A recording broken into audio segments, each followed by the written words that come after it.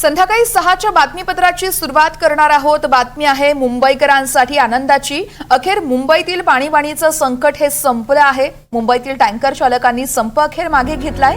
5 दिवस चाललेला टँकर चालकांचा संप हा शिंदे गटाचे आमदार मुरजी पटेल यांच्या मध्यस्थीने मागे घेण्यात आलाय।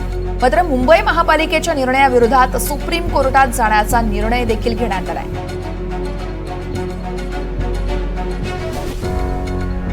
मुंबईकरांसाठी ही एक आनंदाची बातमी म्हणावी लागेल। टँकर चालकांच्या ज्या मागण्या आहेत त्या संदर्भात पालिकेकडून सकारात्मक भूमिका घेण्यात आली आहे। पालिका आयुक्त भूषण गगराणी यांच्यासोबत बैठक झाली आणि याच बैठकीत हा तोडगा निघाला आहे।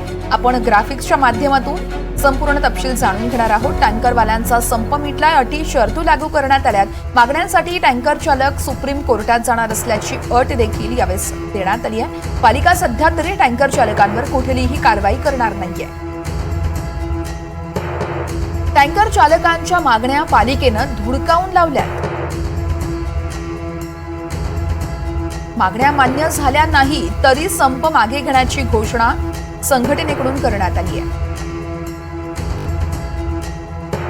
मुंबईतल्या कॉर्पोरेट ऑफिसना पाणीपुरवठा सुरळीत व्हायला 24 तास लागणार असल्याची माहिती आहे।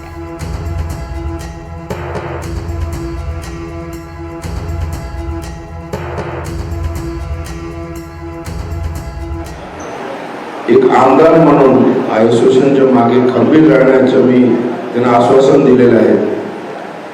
मुंबई महानगरपालिका जे नोटिसा दिलेले होते ते सगळं मागे घेत आहेत। याच्या पुढे असोसिएशन टँकर असोसिएशनला कुठल्याही मेंबरला कुठलाही त्रास होणार नाही याची गवाही माननीय आयुक्तांनी आज दिलेली आहे।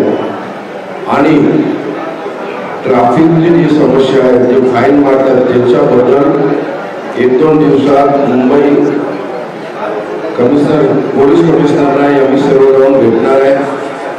मुख्यमंत्री उपमुख्यमंत्री साहेबांशी भेट घेणार आहे आणि सर्व महाराष्ट्र शासन टँकर असोसिएशनच्या बाजूने उभं राहील